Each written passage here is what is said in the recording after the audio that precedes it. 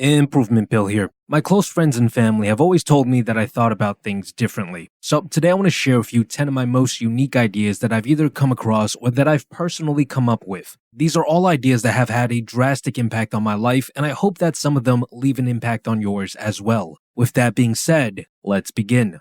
Idea number 1. You can max out Parkinson's Law. Parkinson's Law states that work expands so as to fill the time available for its completion, which basically means the amount of time you think you have to complete something is how long it will take you to complete that thing. So if you have a project due in 3 months, you'll probably end up taking 3 months to finish it. Well, it's more like you'll do almost nothing for 2.5 months and then cram it all in during the last couple of weeks. The same thing can be applied to all your dreams and ambitions in life, to all the things on your bucket list. If you think you have decades and decades to live, then chances are it will take you decades before you start taking action to truly chase after these dreams. Luckily for me, I figured out a way to hack Parkinson's Law. See, I've always been a pretty paranoid person to the point where every time I go on a plane, I vividly imagine it crashing. And every time I say goodbye to my friends and family to head off to my next adventure, I will always say something along the lines of, "Hey, if this is the last time I see you, just remember that I always treasured our relationship."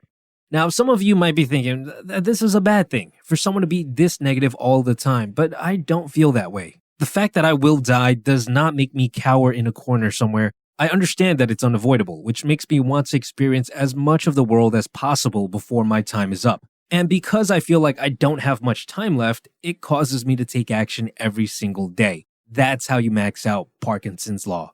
Idea number 2, everything is a gamble. I remember when I first dropped out of college, my friends and family said, "What are you doing? You're taking such a huge risk." But what they fail to realize is that everything has risk. Staying in college is just as much of a gamble as dropping out. And when I think about it, it's actually the riskier bet. See, I was betting 4 years of my life and what would have been $60,000 to pay for the housing and tuition. If the bet worked out, I would have a job that paid around $60,000, which is only really like $45,000 after taxes. Now, assuming I spent as little as possible and saved every penny I could, I would probably be able to save $20,000 a year, which meant an additional 3 years to pay off my debt. So in reality, I'm actually betting 7 years of my life for a job that might eventually pay me $80,000 in the future if I work hard enough and rise through the ranks of the company. And remember, this bet isn't even guaranteed. There was a chance that I didn't get hired that fast, a chance that the economy experienced some sort of recession, or any number of things. And if I did not manage to get a decent high-paying job right out of college, I would have been left with a debt that would have shackled me like a slave for close to a decade.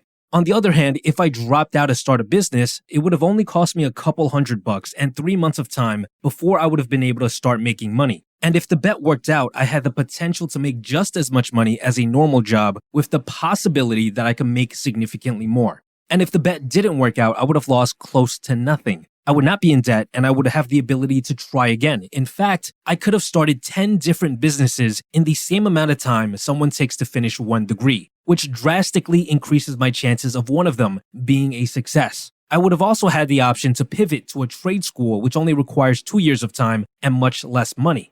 Now that I've laid all of this out on the table, all of a sudden, taking the safe route doesn't seem that safe anymore, does it?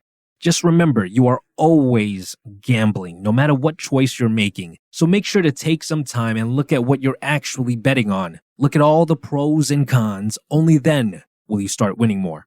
Idea number 3, buff yourself with rituals. Have you ever played a video game where you can buff yourself, where you can make your character move faster or hit stronger, all by chanting a spell or consuming a special object? Well, the same thing can be done in real life with rituals. See, the week before every New Year's, I will try to do 100 free coaching calls, and then on New Year's Eve, I will fast for the entire day and spend the large majority of my free time thinking about what I want to do the next year. This is a ritual that I made up and one that I've been sticking to for the past 3 years, and the reason I do this is because I believe it helps me end the year on a good note, and I believe that it cleanses my mind so I can figure out exactly what I should focus on for the next year. When you create a ritual that you believe in and stick to it, you're essentially casting a spell on yourself, a spell that can get you into a certain state of mind. Think of it as a tool you can use to prepare yourself for something important. That's why so many famous athletes have rituals of their own that they do before their game starts. They want that extra speed, that extra confidence, that extra whatever they believe their ritual blesses them with, so that they can gain that extra edge and win. Come up with your own ritual and use it to power yourself up before battle. Idea number 4, we're all actors. I find it very interesting when people say just be yourself, because who are we, really? If you think about it, the person you are now is probably very different from the person you were 10 years ago, and to take it even further, we don't usually act the same way around different groups of people, right? Do you speak to your parents the same way you speak to your best friend, or the way you speak to your significant other? Probably not. And that's because we are actors. We play different roles depending on which movie set that we're on. The current version of you is just a role that you've been playing for a while. And the truth of the matter is, you could change it up if you so desired. All you would have to do is go on to a different movie set, which basically means go somewhere new, somewhere outside of your comfort zone, where there are no expectations from the environment for the old you, and more importantly, where there's no one around you speaking to you as if you were the old character that you used to play.